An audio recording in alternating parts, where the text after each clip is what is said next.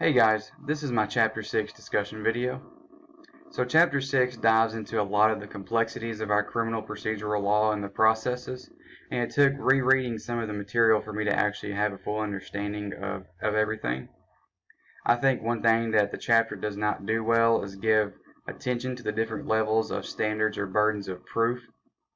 I think it's important for us to have a whole understanding of each standard when we're reading about the criminal procedure. Probable cause is one standard that is given the most attention in the chapter as it speaks on the different Supreme Court cases that have developed the standard over the years. I think one interesting thing about probable cause is that even though the Supreme Court has worked pretty hard to define it as much as it can, it's still probably one of the most argued topics in many courts. As an example, I'm a state probation officer, and I do sit through circuit court every other week. And it's common for me to hear short hearings from defense attorneys where the question at hand is that did the law enforcement officer actually have probable cause to do a certain action? The next topic I want to touch bases on is searches. The book outlines several subtopics under searches. It speaks of some exceptions to the warrant requirement, and it defines many of the terms related to searches.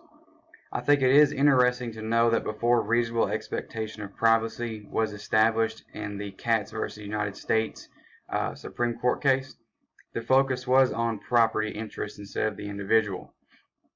I think the focus switch determined in Katz was probably the best because understanding if an individual has reasonable expectation to privacy relating to their property or dwelling, it allows for a better and proper application of the Fourth Amendment. Another topic in searches that I wanted to speak on are administrative searches, specifically probation and parole searches. Tennessee state probation orders are written in a manner that does extend the right of warrantless search to law enforcement officers as well as probation and parole officers, which the Supreme Court case United States versus Knights clarifies that extension is legal.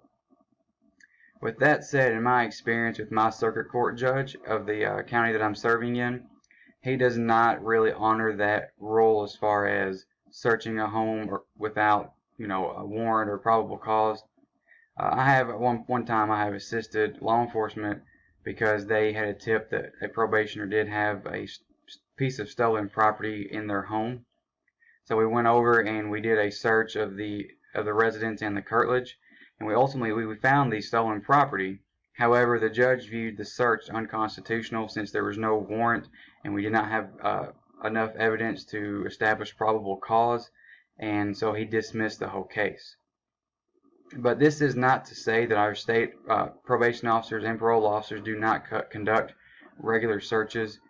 Searches are often conducted on sex offenders and on the regular offenders that we have. We do conduct walkthroughs on most of our home visits, and we use plain view to determine if there is anything illegal in the home or anything that the probationer or parolee should not have in their home. And if we do find something that gives us the ability to actually conduct a search, because it does establish probable cause.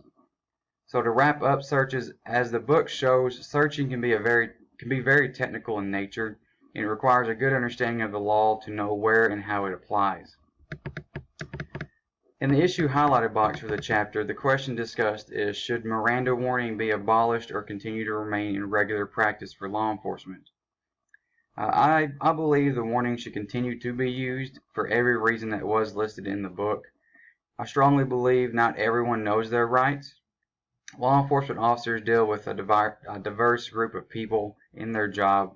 They deal with juveniles, they deal with people that have less than a high school diploma, they don't have much education, and they also deal with those that are not in the correct state of mind, whether it be under the influence of drugs or the individual may have some type of mental health disability.